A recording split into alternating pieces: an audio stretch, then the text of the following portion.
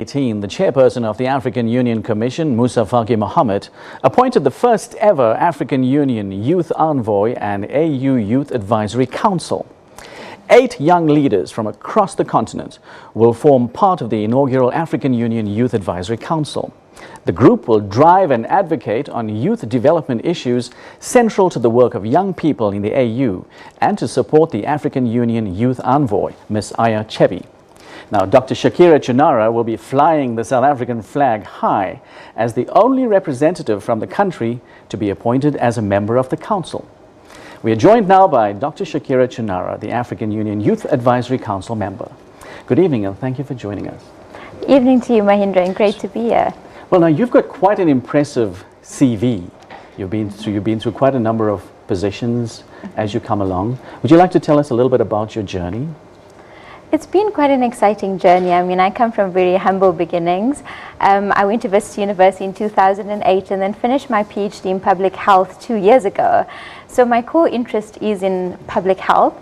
I've worked in a range of issues from the national health insurance to HIV across the African continent last year, and now more recently working in obesity prevention. Now, how did your interest in youth development start? So I think it was really last year when I had the opportunity as the adolescent healthcare manager at the Africa Trust to run youth leadership programs across the continent. I was tasked with really trying to develop the next generation of leaders to think out of the box, and we actually tasked this or tabled this known as beginning a youth quake. Right, and my year working with young people, I discovered their power, the immense talent that exists on the continent. You've been inspired by young people. Absolutely, I'm here because of them, I believe. Yeah. Okay, good. Now, what is the plan for the AU Youth Development Program? What's in the pipeline? So the AU really has a youth division. They run various programs, but how do we bring that to life really?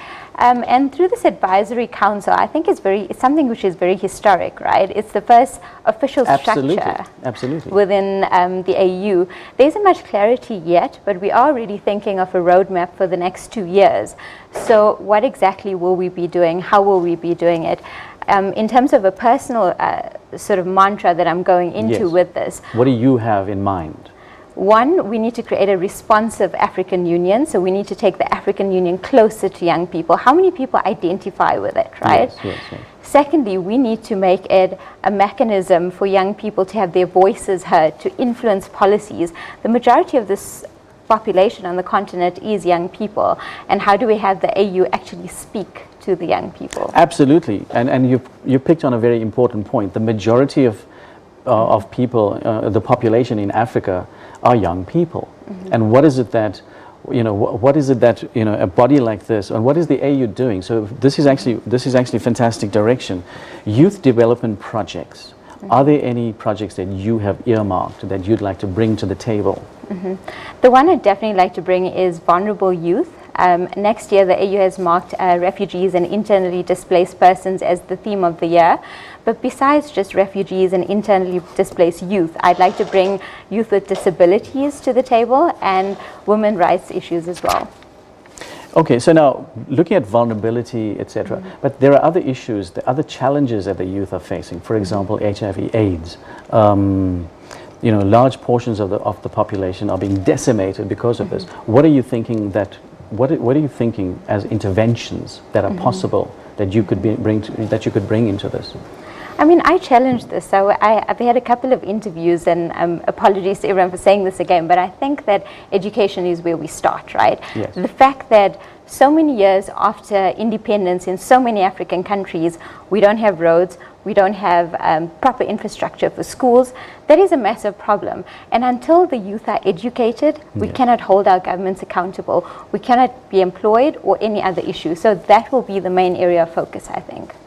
So now you've been earmarked. Well, not earmarked. You have on your CV very impressively. You've been noted as being one of the most influential young people under the age of 40, and it's not just one organization that's given it to you. It's been South Africa's Destiny magazine, News 24's 100 Young Mandelas of the Future list. How do you feel personally about being given these titles? I think the titles are not important. It's really what can you bring to the table? What can you really change for the youth of the continent? Even in healthcare, having these accolades, I always ask myself, what is now my responsibility? The South African healthcare system is in a crisis, right? Yes. I don't have all the solutions, but I need to tap into the networks that exist and say, how can we address this crisis? We can't wait. What are we waiting for? And you've had a history with public health. What was your experience like, and what are those things that need to be highlighted in public health? I think sometimes it's about coming down to reality, right? Sometimes we're stuck in our policy circles, our academic jargon, etc., etc. And everything's important. It gives us good evidence, policies are important, but everything is so far away from the patient. Yes. And it's about going back to that patient experience. When you're walking into a clinic or hospital, how you're treated. Do you have the transport to get there? So let's go back to the basics. We know financial management is weak in the system. Let's sort that out. Yes. We know HR is weak. So we know what the weaknesses are. What are we exactly? What are we doing about that? Yeah. Okay, so are you working with South African authorities and officials in public health departments, etc., to actually bring these things up and help them to change? Ideally, I would love to. Unfortunately, like every other young person on the continent, you're sort of seen as inexperienced. Yeah. So, and I'm working in the NGO space versus the government space. Yes. But ideally, I would love to, yes. Yes, and you came up with activism through the Ahmed Kathrada Foundation. Mm-hmm. What was that experience about? I think that's where I learned absolutely everything about leadership, you know, getting to observe Uncle Kathy specifically, learning what ethical leadership is, moral leadership, just about growing as a leader as well. One of my favorite memories was going with the youth leadership camp to Robben Island with Uncle Kathy, but we also went with other stalwarts as well. And getting to appreciate democracy That must have been so special because, you know, you had him who was there for so many years. And of course, all his anecdotes must have come pouring out. Mm-hmm. Yeah, I think, you know, hearing it, and not just from him, but those around him as well, sitting with Khalia Mamatlante, yes. Barbara Hogan, etc., you learn what it took to get us to this place, and you start to appreciate it, which I think so many more South Africans need to do. Absolutely. So let's end then by you giving us your message to the youth of South Africa and all over the world. Well, firstly, I don't have all the solutions. I'm absolutely excited for this post. I want every single young person to be able to reach me. I want to be a responsive leader.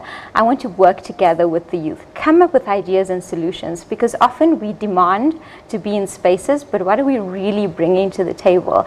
And I want to shake things up at the African Union together with all of the young people.